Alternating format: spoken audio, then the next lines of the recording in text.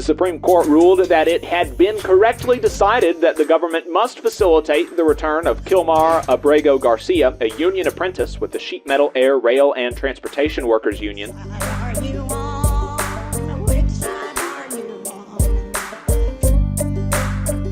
Let's get to last week in Southern labor, where we take a look at what workers in the United States South and the American colonies were up to last week. Here's what they were up to from April 4th to the 11th in new union campaigns. 12 workers at the Davy Tree Expert Company in Huntington, Tennessee, filed a petition to hold a union election with the International Brotherhood of Electrical Workers, IBEW, Local 429. 24 workers at the Occidental Chemical Corporation in New Johnsonville, Tennessee, filed a petition to hold a union election with the United Association of Plumbers and Steamfitters, UA, Local 572. 18 workers at Starbucks in Huntsville, Alabama, Roll Tide, filed a petition to hold a union election with Starbucks Workers United.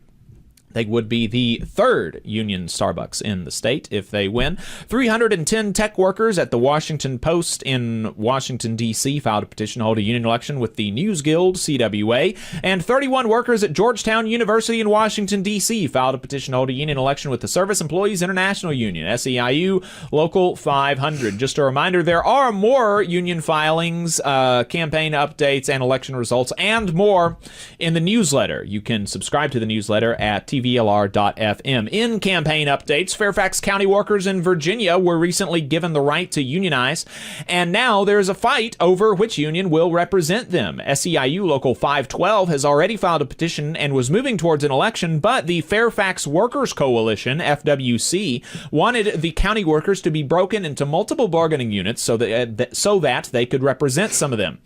So the FWC filed a lawsuit attempting to stop the election from proceeding. In election results, workers withdrew the decertification petition at Norwood Hills Country Club in Jennings, Missouri, meaning that Unite Here Local 74 still represents the 16 workers there. 119 workers at Breakthrough Beverage in St. Louis, Missouri, withdrew their petition for a union election. Teamsters have been on a good run at this company, though, so maybe they were voluntarily recognized. 4 workers at Wood County Electric Cooperative in Quitman, Texas, voted 4-0 in favor of unionization with IBEW Local 738. 16 workers at Starbucks in San Antonio, Texas, voted 10-4 in favor of unionization with Starbucks Workers United, as did 19 workers at another location in Dallas, 10-7.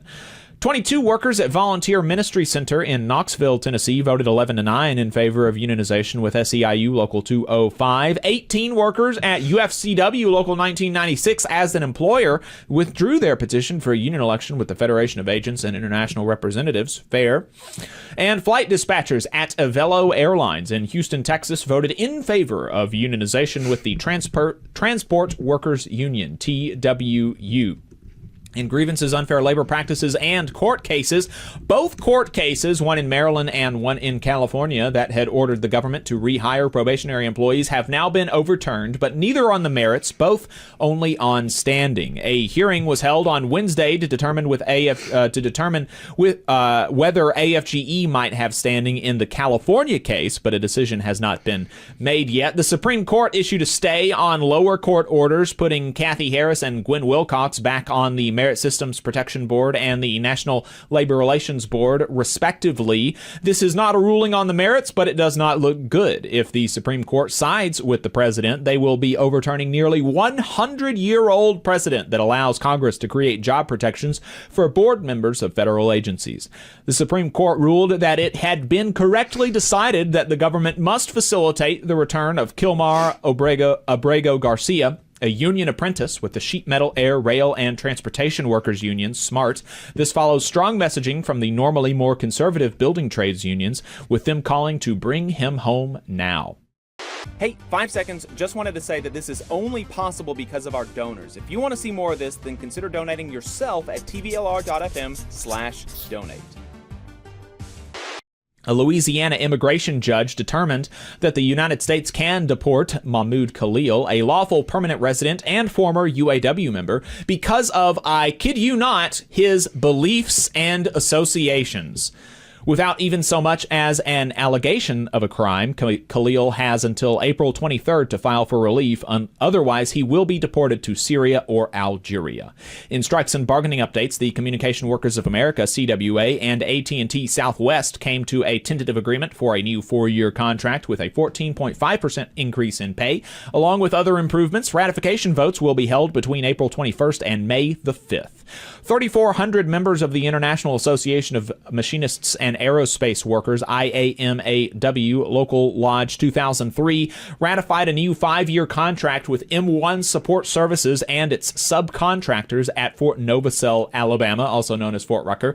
The contract includes a 14% pay raise, more time off, and higher 401k contributions, and more, according to the union.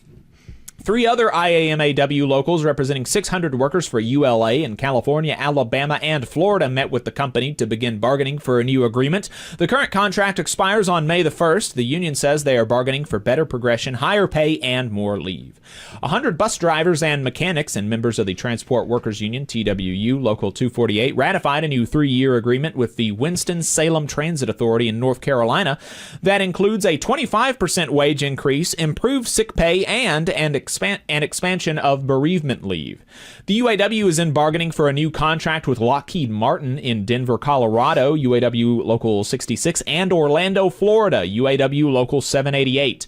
The union is fighting for higher pay and lower progressions. Lockheed Martin supposedly issued their last, best, and final offer last week, which maintains long progressions to top pay between 16 and 23 years. Each union local held a town hall last week, and the bargaining committee will be coming out with more information about how they proceed in the coming weeks.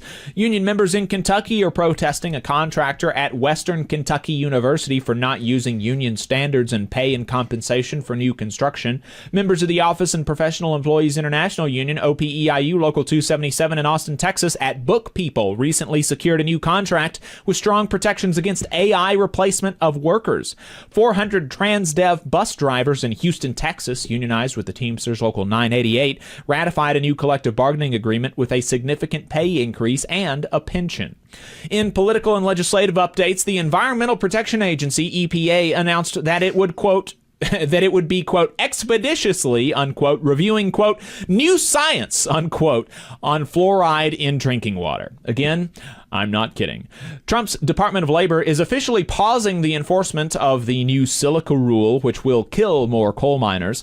Other cuts include grants to fight child labor worldwide. Jordan Barab has more about how the administration is effectively undertaking a war on coal miners. Even though the Department of Labor is busy slashing staff and office space, they did make time to hold the new secretary a big birthday party, complete with cocktails and wine. Biden's acting Labor Secretary, Julie Su, has an article in the Century Foundation about what these cuts will mean for working folks. Florida lawmakers are trying to roll back a law that offers some protections to day laborers, like being told how much money they'll be making at the behest of a staffing agency that has violated said law in the past. North Carolina is proposing increased premiums for state workers' health insurance plan. The state's public sector workers union is speaking out in opposition to the proposal. Democratic lawmakers reintroduced the Public Service Freedom to Negotiate Act, a bill that would give collective bargaining rights to all public sector workers in the country, with support from unions like the CWA. Kansas City Council members approved nearly $50 million to tide the bus system over for the next 6 months, but a long-term solution is still needed, or else there will be drastic cuts. In internal union affairs, the West Virginia Education Association, WVEA, and the American Federation of Teachers West Virginia, AFT-WV, are merging into one union that will now be called Education West Virginia in an effort to consolidate power and fight back against anti-education policies coming from the legislature. Adam says he is very excited about this and would love to interview somebody involved if you would like to talk to us about it. That's it for our union updates. If we missed anything, let us know. tvlr.fm/contact, and we'll try to include it in next week's roundup. You just saw a clip from the Valley Labor Report. We are live every Saturday morning from 9:30 a.m. till 12:30 p.m. And we pride ourselves on keeping all of our content free to to everybody so that we can talk to as many working folks as possible. If you support the work that we're doing, you think that it's important, you think that it's good, then consider making a monthly contribution to the project, and you can do that on our website, tvlr.fm.